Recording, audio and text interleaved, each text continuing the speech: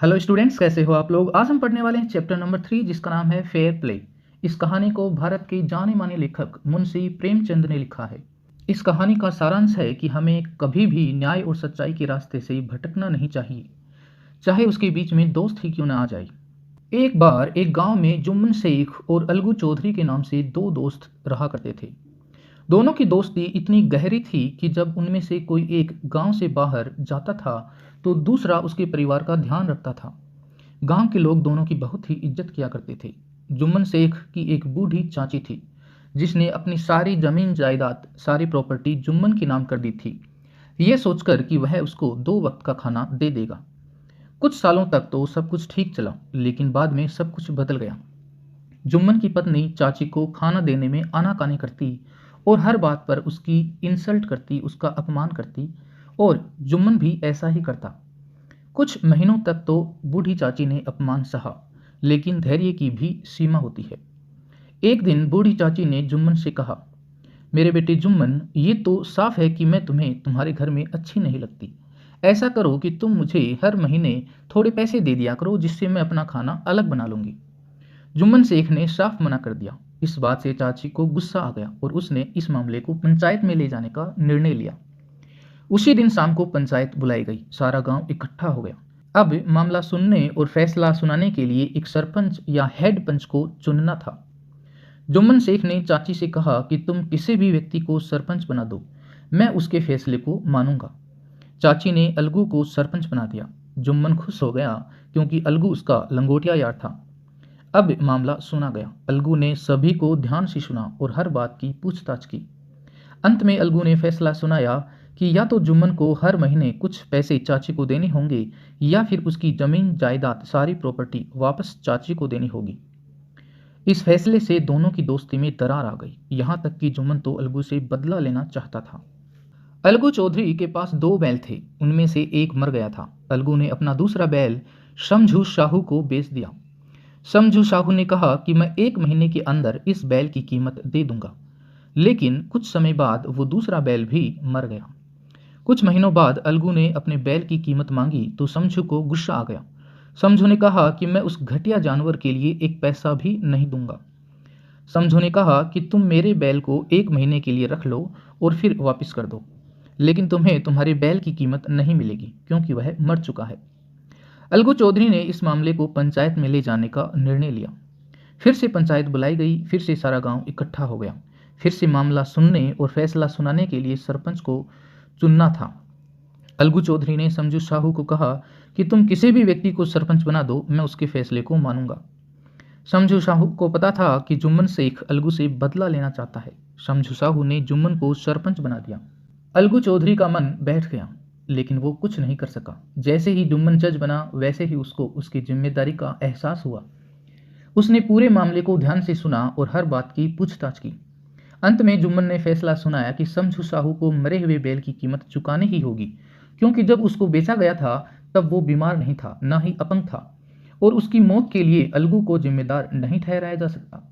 इस फैसले से अलगू बहुत ही खुश हुआ। उसने जुम्मन को गले लगाया और खुशी के मारे रोने लगा। अब वो दोबारा से दोस्त बन गए। ये थी इस चैप्टर की समरी। अब हम इस चैप्टर को लाइन बाय लाइन रीड करेंगे। Jumman Shaikh and Algu Chaudhary were good friends. Jumman Shaikh और अलगू चौधरी अच्छे दोस्त थे। So strong was their bond of friendship. उनकी फ्रेंडशिप इतनी गहरी थी कि that when either of them went away from the village the other looked after his family. उनकी दोस्ती इतनी गहरी थी कि उनमें से कोई एक अगर गांव से बाहर जाता था तो दूसरा उसके परिवार का ध्यान रखता था। Both were greatly respected in the village. गांव में उन दोनों की बहुत ही इज्जत थी। Jumman had an old aunt. Jumman के एक बूढ़ी चाची थी। Who had sum property. जिसके पास कुछ प्रॉपर्टी थी, कुछ जमीन जायदाद थी। इस प्रॉपर्टी को सी ट्रांसफर्ड टू हिम। इस प्रॉपर्टी को चाची ने जुम्मन के नाम कर दिया था, on the understanding that she would stay with him. ये सोचकर कि वह उसके साथ रहेगी, and he would look after her, और जुम्मन उसका ध्यान रखेगा, उसकी लुक आफ्टर करेगा। The arrangement worked well for a couple of years. कुछ सालों तक ये व्यवस्था ठीक ठीक चली। देन द सिचुएशन चेंज्ड, उसके बाद में सिचुएशन बदल गई। Jumman and his family were tired of the old relative. Jumman और उसका परिवार इस बूढ़ी रिश्तेदार से परेशान हो गया। Jumman became as indifferent to her as his wife, who grudged even the little food that the old lady wanted every day. Jumman भी अपनी वाइफ की तरह ही व्यवहार करने लगा। उसकी वाइफ जो थोड़ा सा खाना उस बूढ़ी औरत को देती थी उसमें भी ग्रज करती थी, आनाकानी करती थी, और वैसा ही जुम्मन भी करने लगा। She swallowed these insults along with her food for a few months. कुछ महीनों तक तो उस बूढ़ी औरत ने इस अपमान को खाने के साथ ही निगल लिया। But patience has its limits. लेकिन धैर्य की भी कुछ सीमाएं होती हैं। One day she spoke to Jumman. एक दिन उसने जुम्मन से बात की। My son, मेरे बेटे, it is now obvious, ये तो साफ साफ दिख रहा है, that I am not wanted in your house, कि तुम मुझे अपने घर में नहीं चाहते। Kindly give me a monthly allowance so that I can set up a separate kitchen. मुझे तुम महीने के कुछ पैसे दे दिया करो, कुछ मंथली अलाउंस दे दो, महीने का कुछ भत्ता दे दो, ताकि मैं अपनी जो रसोई है वो अलग से सेटअप कर लूँ, बना लूँ, स्थापित कर लूँ। My wife knows best how to run the house. घर को कैसे चलाना है ये मेरी पत्नी सबसे अच्छे तरीके से जानती है। बी पेशेंट, धैर्य रखो, सैड जुम्मन सेमलेसली, निर्लज होकर जुम्मन ने अपनी चाची को ये कहा। This made his aunt very angry, इससे चाची बहुत ही गुस्सा हो गई। एंड शी डिसाइडेड, और उसने निर्णय लिया, to take her case to the village panchayat, वह अपना केस मामला पंचायत में ले जाने का उसने निर्णय लिया। For many days the old lady was seen talking to the villagers, explaining her case and seeking their support. कई दिनों तक बूढ़ी औरत है वो लोगों से बात करती रही, अपने केस को एक्सप्लेन करती रही और उनका सपोर्ट चाहती रही। सम सिंपैथाइज्ड विद हर, कुछ लोगों ने उससे सहानुभूति जताई। Others laughed at her, कुछ लोग उस पर हंसे। And a few others advised her to make it up with her nephew and his wife.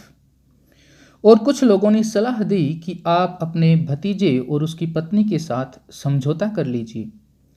At last, आखिरकार, she came to Algu Chaudhary, चाची अलगू चौधरी के पास आई, and spoke to him, और उससे बात की। You know चाची, Jumman is my best friend, तुम तो जानती हो चाची की जुम्मन मेरा सबसे अच्छा दोस्त है। How can I go against him, मैं उसका विरोध कैसे कर सकता हूँ। अलगू सेड, अलगू ने कहा। बट इज इट राइट माई सन, लेकिन मेरे बेटे क्या ये सही है, टू कीप मम, चुप रहना क्या सही है, एंड नॉट से what you consider just and fair, और जो तुम न्याय संगत और सही समझते हो उसको न कहना क्या सही है। प्लीडेड द ओल्ड लेडी, चाची ने प्लीड किया, रिक्वेस्ट किया। Come to the panchayat and speak the truth, she said, उसने कहा कि पंचायत में आओ और सच बोलो। अलगू डिडंट रिप्लाई, अलगू ने कोई जवाब नहीं दिया। But her words kept ringing in his years, लेकिन उसके शब्द, चाची के शब्द हैं, वो अलगू के कान में बजते रहे। The panchayat was held the same evening under an old banyan tree. एक पुराने बरगद के पेड़ के नीचे उसी शाम को, जिस शाम को चाची अलगू से मिली थी, उसी शाम को पंचायत बुलाई गई। जुम्मन stood up, जुम्मन खड़ा हुआ, and said, और कहा, The voice of the punch is the voice of God. पंच की आवाज़ ही भगवान की आवाज़ है। Let my aunt nominate the head punch. मेरी आंट को, मेरी चाची को हेड पंच चुनने दो, सरपंच मनोनीत करने दो। I will abide by her decision, और मैं उसके डिसीजन को मानूंगा। The panch knows neither friend nor enemy, panch ना ही तो दोस्त को जानता है ना ही दुश्मन को, उसके लिए सब बराबर हैं। What do you say about Algu Chaudhary, the old lady announced, चाची ने घोषित किया कि मैं अलगू चौधरी को सरपंच बनाती हूँ, हेड पंच बनाती हूँ। Fine, replied Jumman, hiding his joy over this unexpected piece of luck. अपने भाग्य की वजह से जो उसको जॉय मिला है, खुशी मिली है, उसको छुपाते हुए जुम्मन ने कहा कि ठीक है, क्योंकि अलगू चौधरी उसका दोस्त था। Chachi, you are aware of my friendship with Jumman, said Algu. Algu ने कहा कि चाची, तुम्हें तो पता है कि जुम्मन और मैं दोस्त हैं। I know that, replied the aunt. चाची ने जवाब दिया कि वो तो मैं जानती हूँ, but I also know that you will not kill your conscience for the sake of friendship. लेकिन मैं ये भी जानती हूँ कि तुम अपनी दोस्ती के खातिर अपने विवेक को नहीं मारोगे। God lives in the heart of the panch. Panch के मन में, पंच के दिल में भगवान रहता है। And his voice is the voice of God. और पंच की आवाज़ ही भगवान की आवाज़ है। The old lady then explained her case. और उसके बाद में चाचे ने अपने केस को समझाया। जुम्मन, सैड अलगू। अलगू ने कहा, Jumman, you and I are old friends. हम दोनों पुराने दोस्त हैं। Your aunt is as dear to me as you. जितना तुम मेरे लिए प्रिय हो, उतना ही तुम्हारी आंट है। Now I am a panch. अब मैं एक पंच हूँ। You and your aunt are equal before me. मेरे सामने तुम और तुम्हारी चाची समान है। What do you have to say in your defence. तुम अपने बचाव में क्या कहना चाहते हो।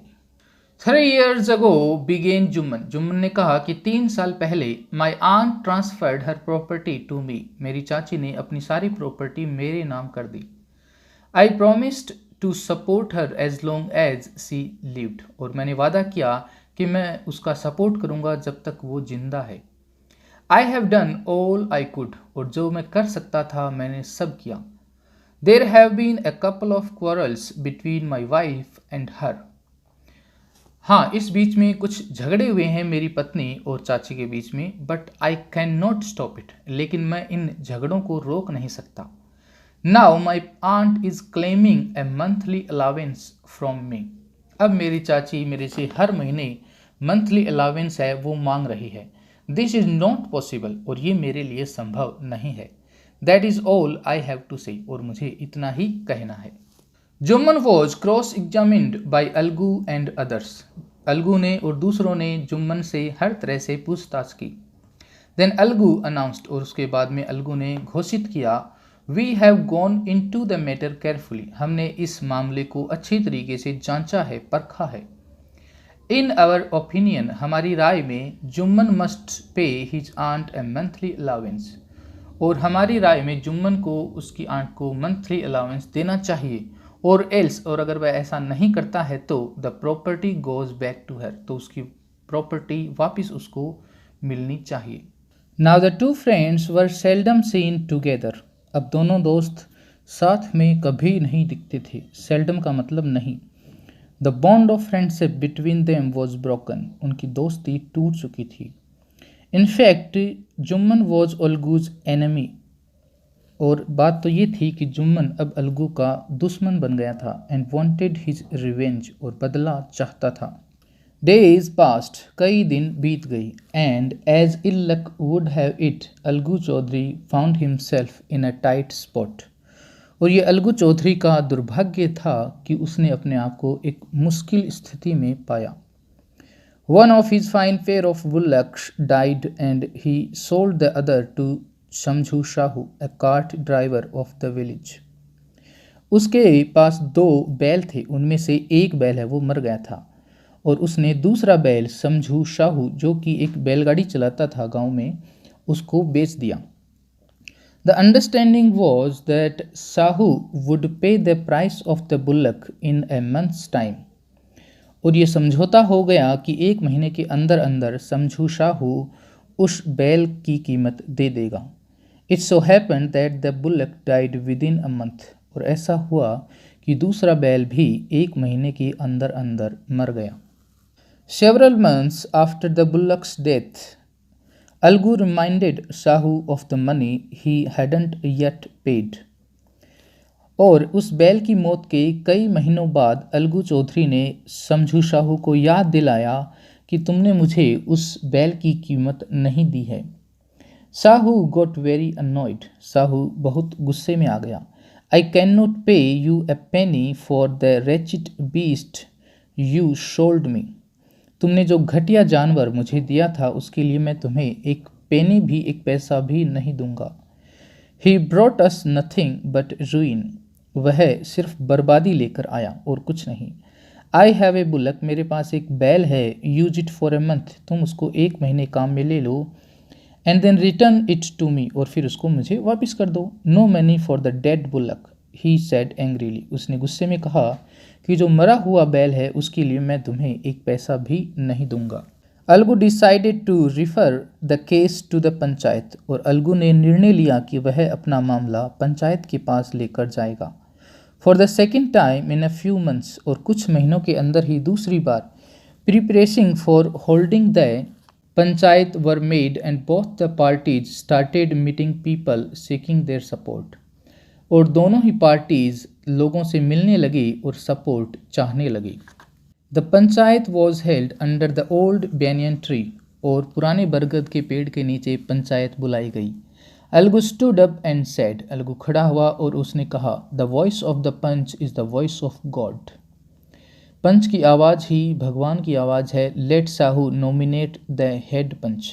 समझू साहू को हेड पंच नामित करने दो, बनाने दो. I will abide by his decision. और मैं उसके निर्णय पर टिका रहूँगा. Shahu show his chance.